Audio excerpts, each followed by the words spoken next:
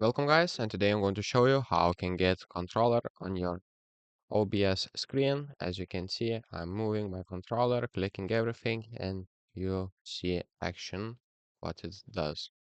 So to get this, what you'll need to do is open Chrome and type Gamepad Viewer, and right here select one of those. As you can see, I selected player 1 and my controller is PlayStation. Here you can select colors. In here, as you connect your controller, you will see that everything moves. Now what you'll need to do is click right here and click on Generate URL. Here select the right skin and select all the options that you want to do right here and just click this URL.